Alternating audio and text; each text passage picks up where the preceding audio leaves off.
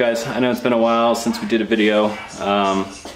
Just doing some little things on the truck today. Oil change, tranny fluid change, and the 4-link bars have seized up really bad, so we're gonna take those off and get some grease in there and see if we can make it more maintenanceable. Because right now we can't tell if there's any tension on anything because it's so hard to turn. There was a video of us going to the track the other day. We went up to Bandimere for a track rental and beat the shit out of the truck, shook it down, saw how the cage ended up. Everything went straight, everything went good. That video is on Hayden's channel on Suicide CRX. So if you want to see that, head over to his channel. I'll have the link below this video. But yeah, for now, Tanya's draining the oil right now, put it to work finally, and yeah, we'll get along on the other stuff as well.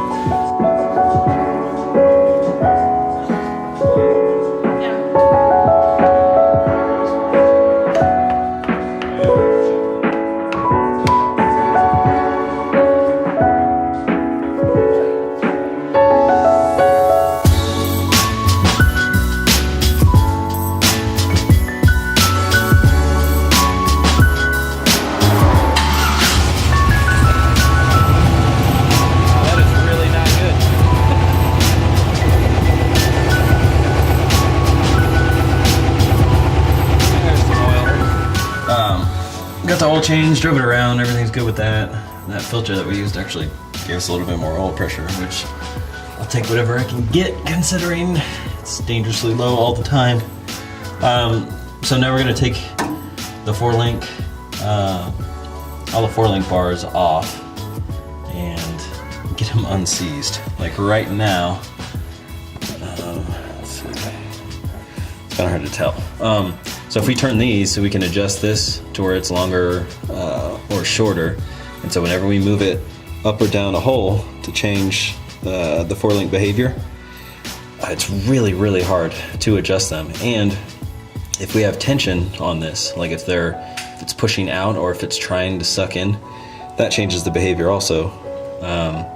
And right now it's so hard to turn that we can't really tell when there's tension on it. Usually we can just, you know, turn it back and forth until we feel like a nice loose, you know, slop in there. Because obviously if it's trying to push out or it's trying to suck in, it'll start getting tight and we'll actually have to use a tool to turn it.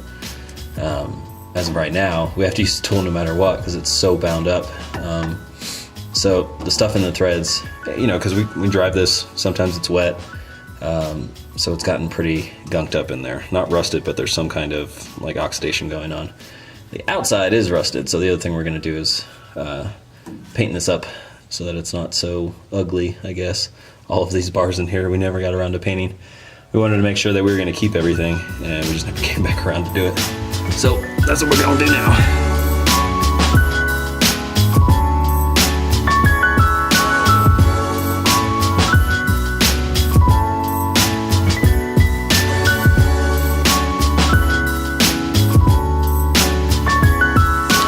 So here's the first one. As you can see, it turns a little bit and then it just binds up. So, and it's ugly as shit. So we're gonna clean that up, paint it, but especially get something to keep these threads happy so that we can make easy changes when it's on the car. Just turn this. We should be able to turn this by hand. I mean, it has a nut on here specifically for if you have to use a wrench, but that should be like for tensioning it. We should be able to turn this by hand, just grabbing onto it. So we will get these all the way out with some wrenches and then grease them up. All right, so you can see this is the buildup that's happening. Some weird white powdery shit. It's making it really hard to turn. So clean that up and get it lubed.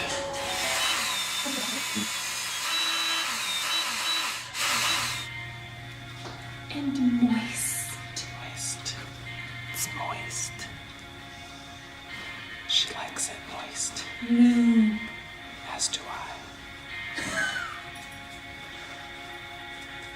This video has taken a turn.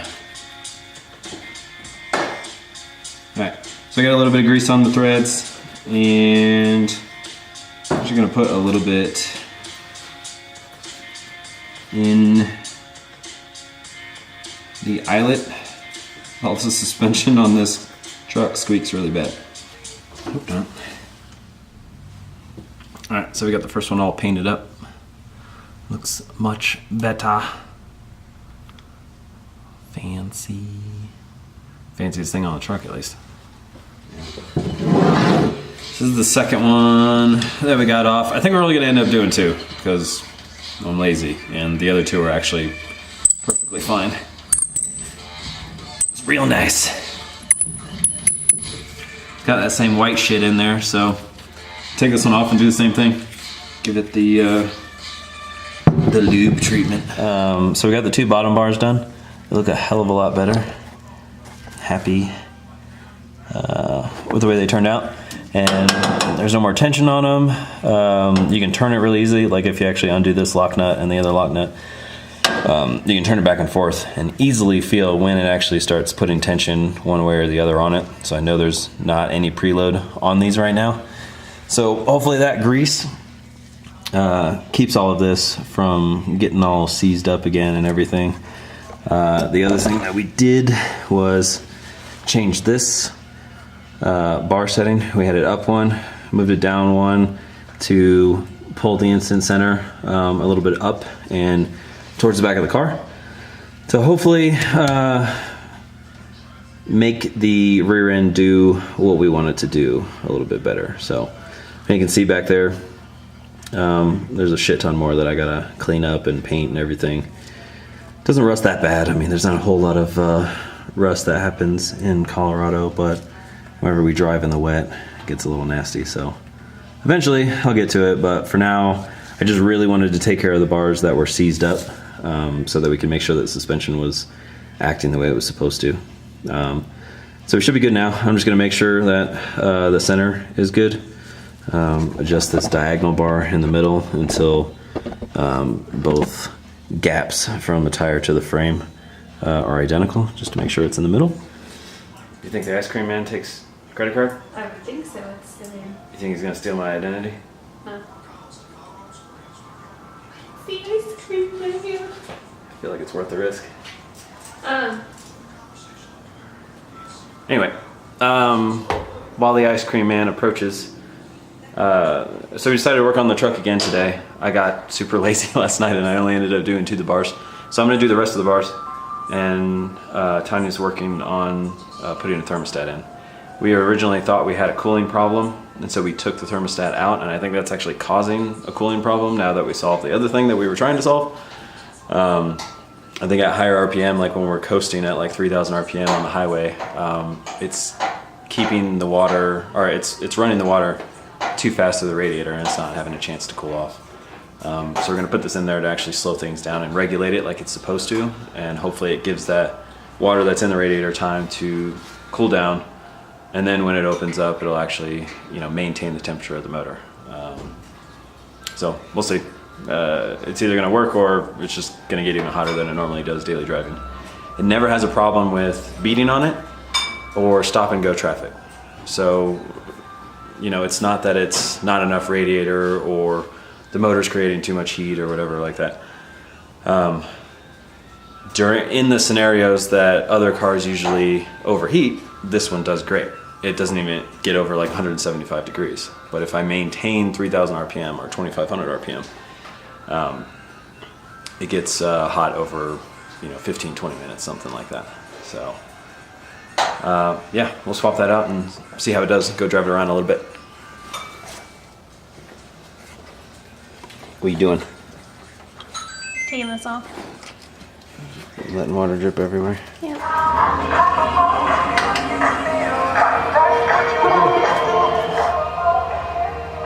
Getting treats. It's the coolest ice cream man ever. Alright. Back to work. I swear. Okay, Tanya got the thermostat changed out.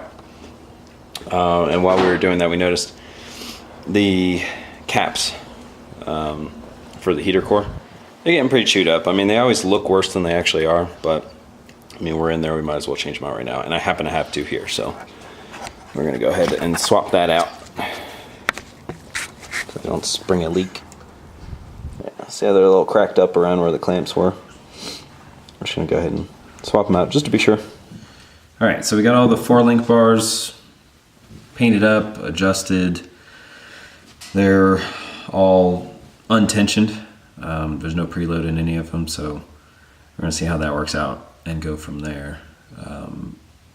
We'll be racing on the 5th. So next week, actually, we're gonna weld a couple of things to keep the cab secured to the cage. We only welded at the points that the cage goes through the cab when we did it. So we're gonna put a couple more braces just to make sure the cab doesn't come loose or something. But then we'll be racing on the 5th at the Colorado Street Outlaws race. So we'll have plenty of video coming from that.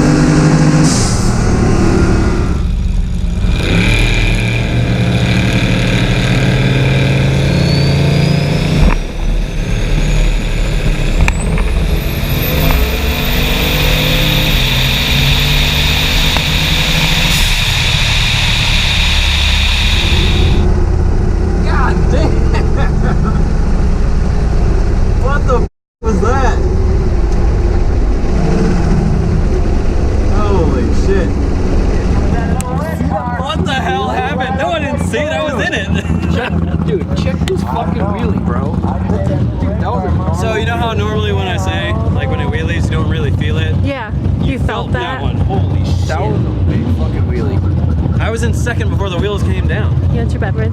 Oh, thank you. You didn't do it early? Huh? Oh, I was all excited to fucking record it. No, I think I still shifted early, but Jesus Christ. Dude, that was a big wheelie. So the thing is, we changed the suspension stuff, but I've never launched That high. RPM anymore. Yeah, but look. Because we always wanted it low.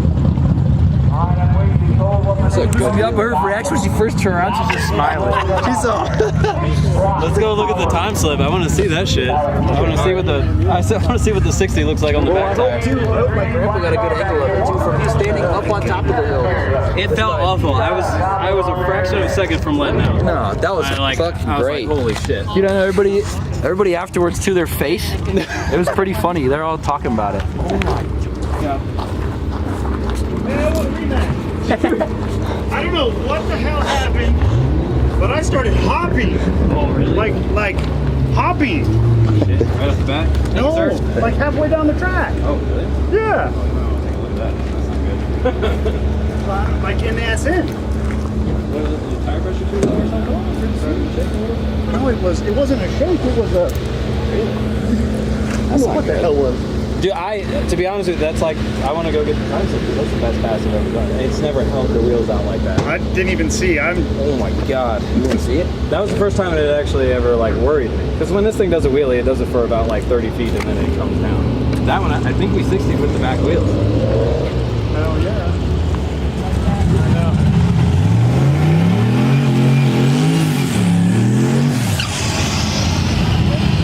What races do like 4 times so far? Who, him? Second time. Nobody else wants to race him. I was scared of 1200 horsepower. Yep.